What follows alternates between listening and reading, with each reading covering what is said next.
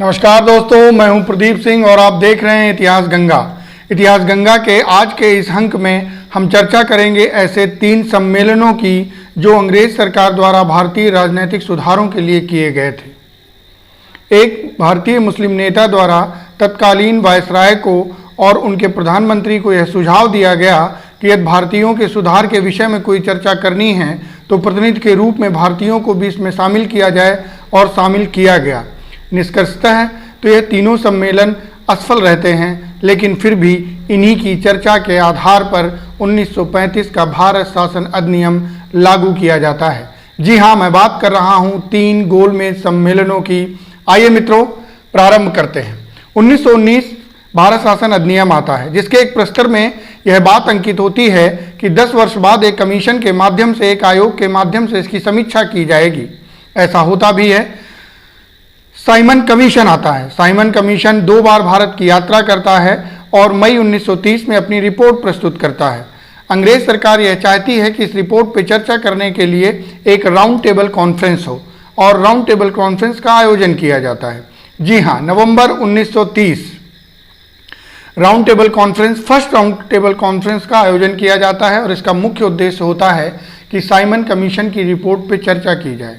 चूंकि तत्कालीन समय में भारत का जो सबसे बड़ा राजनीतिक दल है कांग्रेस, वो सविनय अवज्ञा आंदोलन कर रहा होता है और अंग्रेजों की सारी नीतियों, रीतियों और संस्थाओं का विरोध कर रहा होता है, जिसके कारण वह प्रथम गोलमेज सम्मेलन का भी विरोध और बहिष्कार करता है।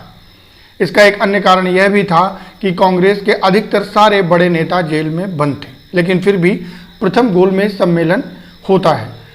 तत्कालीन समय में भारत के वायसराय हैं लॉर्ड इरविन, और अंग्रेजों के प्रधानमंत्री हैं रैमजे मैकडोनाल्ड। तत्कालीन समय के ब्रिटेन के प्रधानमंत्री जॉर्ज पंचम सेंट जेम्स पैलेस में इस प्रथम गोलमेज सम्मेलन का उद्घाटन करते हैं, जिसकी अध्यक्षता करते हैं रैमजे मैकडोनाल्ड। प्रथम गोलमेज सम्मेलन में कुल जमा 89 सदस्य यानी कि 89 मेंबर्स भाग लेते हैं, जिनमें से 16 सदस्य ब्रिटेन की ही 3 राजनीतिक पार्टियों के सदस्य होते हैं। 3 प्रमुख पार्टियां हैं वहाँ पे। सबसे पहले कंजर्वेटिव पार्टी, लिबरल पार्टी और लेबर पार्टी। तो जो 16 सदस्य होते हैं वो इन 3 पार्टियों के होते हैं। 16 सदस्य भारतीय देशी रियासतों के होते हैं, जिनमें से मुख्यतः रहती हैं अलवर, बीकानेर, भोपाल, ग्वालियर, पटियाला, मैसूर, और 57 सदस्य रहते हैं ऐसे भारतीय क्षेत्र से जिन पर अंग्रेजों का शासन है। अब ये बात देखते हैं कि कौन सा सदस्य किस पार्टी या किस समूह का प्रतिनिधि बनकर आया है।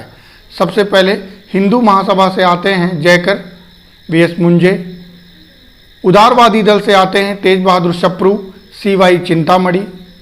दलित वर्ग का प्रतिनिधित्व करते हैं बाबा साहब भीमराव अंबेडकर। व्यापारी वर्ग का प्रतिनिधित्व करते हैं होमी मोदी। सिख वर्ग का प्रतिनिधित्व करते हैं सरदार संपूर्ण सिंह, उज्जवल सिंह। और मुस्लिम लीग का प्रतिनिधित्व करते हैं आगा खां, मोहम्मद अली जिन्ना। इस प्रकार यह वो लिस्ट है, ये वो नाम हैं जो प्रथम गोलमेज सम्मेलन में प्रतिभाग करते हैं। अब आते हैं कि प्रथम गोलमेज सम्मेलन में होता क्या है। मित्रों, प्रथम गोलमेज सम्मेलन में जो सबसे ज़्यादा चर्चा का विषय रहता है वो यह रहता है कि भारत को एक डोमिनियन स्टेट प्रदान किया जाएगा। जो भी अल्पसंख्यक वर्ग के लोग हैं या दलित वर्ग का प्रतिनिधित्व तो कर रहे हैं, वह सब के सब अपने लिए एक पृथक निर्वाचक मंडल की मांग करते हैं। जी हाँ, सेपरेट इलेक्टोरल की मांग करते हैं। और यह पहला अवसर है जब हरिजन या दलित वर्ग के लिए बाबा साहब भीमराव अंबेडकर पृथक निर्वाचक मंडल की मांग करते हैं। कई दिनों तक बहस चलती है, लेकिन जैसे कि पहले से ही नियोजित था, पहले से सबको पता था कि इस बहस का कुछ भी असर होना नहीं है, और अंग्रेजों को भी यह समझ में आ गया था कि भारत के सबसे बड़े राजनीतिक दल कांग्रेस के बिना भारत पर चर्चा करना वैसा ही है जैसे राम के बिना रामलीला करना, और यह संपूर्ण प्रथम गोलमेज सम्मेलन असफल होता है। मित्रों, अंग्रेजों को तो यह पता चल गया है कि अब कांग्रेस का इस चर्चा में भाग लेना जरूरी है, तो वो प्रयास भी प्रारंभ करते हैं। वायसराय आदेश देते हैं कि जनवरी 1931 को गांधी जी को यरवदा जेल से रिहा कर दिया जाए, लेकिन उसके पहले तेज बहादुर सप्रू और वीएस मुंजे के प्रयास से मोतीलाल नेहरू और पंडित जवाहरलाल नेहरू को यरवदा जेल ट्रांसफ़र किया जाता है कि वह आपस में चर्चा करें। और चर्चा के मद्देनज़र एक बात यह निकल के आती है कि एक समझौता हो जाए, और वही समझौता 5 मार्च 1931 को गांधी इरविन समझौते का रूप ले लेता है, जिसके अंतर्गत सबसे पहली शर्त यह रहती है कि कांग्रेसी सविनय अवज्ञा आंदोलन को समाप्त कर देंगे। कांग्रेसियों की शर्त रहती है कि सारे के सारे राजनीतिक कैदियों को रिहा कर दिया जाएगा। जिन भी किसानों, व्यापारियों या नागरिकों की संपत्ति जब्त की गई है उनको संपत्ति वापस दे दी जाएगी, और कांग्रेस द्वितीय गोलमेज सम्मेलन में भाग लेगी। लेकिन इसी समय भारत के एक बहुत बड़े नेता सुभाष चंद्र बोस विरोध करते हैं गांधी इरविन समझौते का, और केवल सुभाष चंद्र बोस ही नहीं, संपूर्ण देश और वामपंथी पार्टियां भी इस समझौते का विरोध करती हैं, क्योंकि इस समझौते के माध्यम से सब आशा लगाए बैठे थे कि हम सरदार भगत सिंह, सुखदेव और राजगुरु की फांसी टाल देंगे, लेकिन ऐसा होता नहीं है। फिर उसके बाद वो समय आता है जब गांधी जी को द्वितीय गोलमेज सम्मेलन में भाग लेना होता है, लेकिन उसके पहले 26 से 29 मार्च 1931 को कांग्रेस का मुख्य अधिवेशन कराची में होता है, जिसकी अध्यक्षता करते हैं सरदार वल्लभ भाई पटेल। जी हाँ, यह कांग्रेस का बहुत ही महत्वपूर्ण अधिवेशन है, क्योंकि कांग्रेस के मंच से पहली बार प्रस्ताव के रूप में भारत के नागरिकों के मौलिक अधिकार और भारत के विकास हेतु आर्थिक कार्यक्रमों को कांग्रेस के कार्यक्रमों से संबद्ध किया गया था, जिसकी अध्यक्षता करते हैं सरदार वल्लभ भाई पटेल। बहुत ही महत्वपूर्ण कांग्रेस अधिवेशन संपन्न होता है, और इसी कांग्रेस अधिवेशन में यह प्रस्ताव भी पारित किया जाता है कि गांधी जी कांग्रेस के सदस्य के रूप में द्वितीय गोलमेज सम्मेलन में भाग लेंगे। लेकिन जब यह घटना घट रही होती है, उसी समय राजनीतिक परिदृश्य में एक परिवर्तन आता है, और वो परिवर्तन ये है कि तत्कालीन वायसराय लॉर्ड इरविन अब नहीं रहते, उनके स्थान पर आते हैं लॉर्ड विलिंगटन। और लॉर्ड विलिंगटन यह वही वायसराय हैं जो गांधी जी को पसंद नहीं करते। खैर, समय आता है, गांधी जी को एसएस राजपूताना नामक एक जहाज से लंदन जाना होता है द्वितीय गोलमेज सम्मेलन में प्रतिभाग करने के लिए। लेकिन उसके जस्ट एक दिन पहले पूर्व संध्या पर गुजरात के एक प्रख्यात कवि मेघानी अपनी एक कविता में लिखते हैं, छेल्यो कटोरो जहरानो आ गांधी पी जाओ। अर्थात इसका अर्थ है कि गांधी जी एक बार और जहर भरा यह कटोरा पी लीजिए, क्योंकि जो भी भारतीय राजनीति को समझने वाले लोग थे उनको अच्छे से पता था कि इस गोलमेज सम्मेलन का भी कोई निष्कर्ष नहीं निकलेगा। गांधी जी लंदन पहुंचते हैं, गोलमेज सम्मेलन प्रारंभ होता है, और गांधी जी पुरजोर तरीके से अपनी बात रखते हैं और कहते हैं कि संपूर्ण भारत का प्रतिनिधित्व करती है कांग्रेस।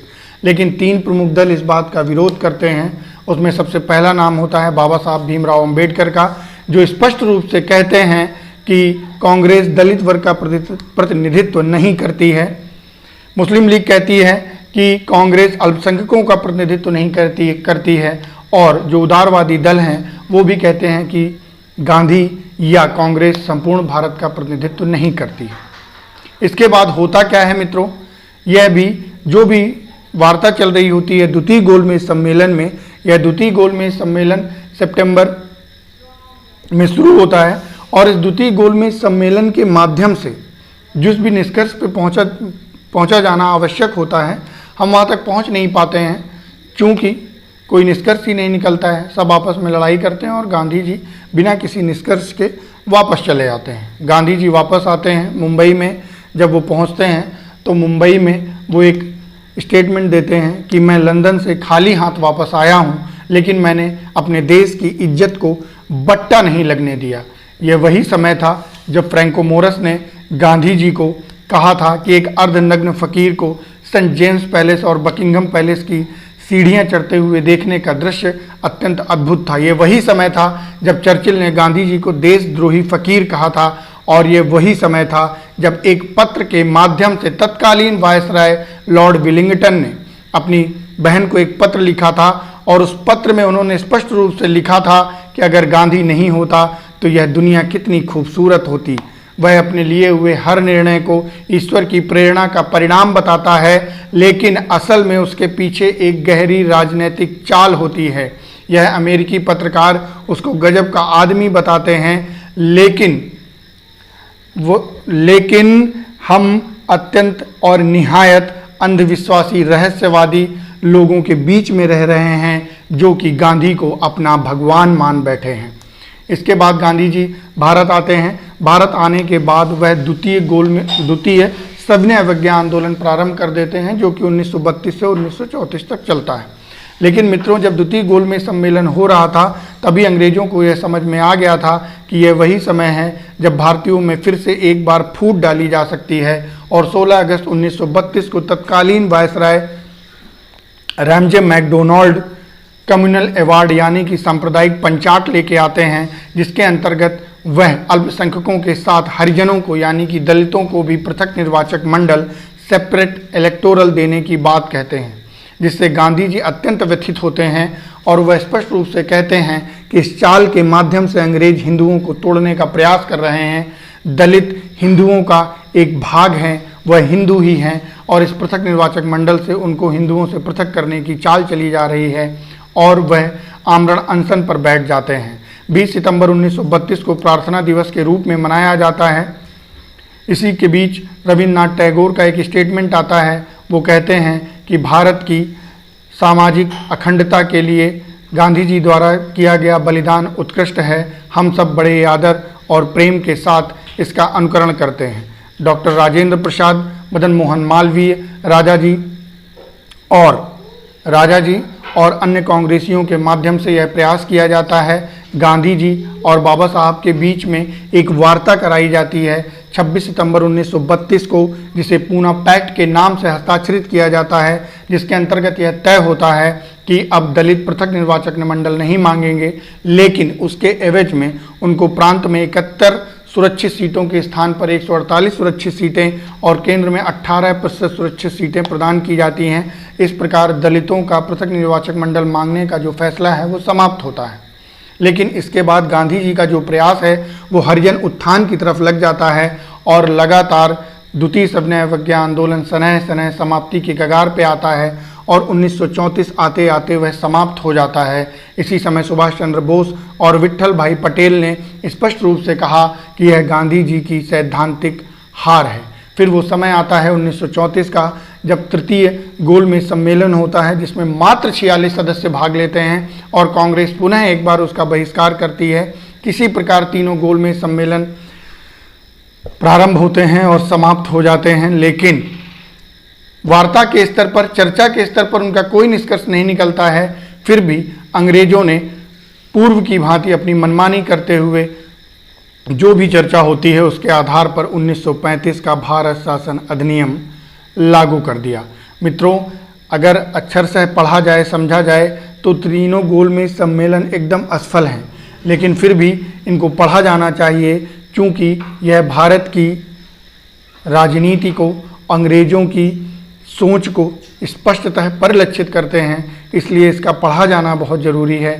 मित्रों, एक बहुत ही महत्वपूर्ण प्रश्न यह है कि मोहम्मद अली जिन्ना के कहने पर ही अंग्रेज़ों ने भारतीय प्रतिनिधि को गोलमेज सम्मेलनों में प्रवेश दिया था और बाबा साहब भीमराव अंबेडकर ही एकमात्र ऐसे नेता थे जो तीनों गोलमेज सम्मेलनों में प्रतिभाग किए थे। इस प्रकार गोलमेज सम्मेलनों का यह अंक समाप्त होता है। जय हिंद, जय भारत, वंदे मातरम।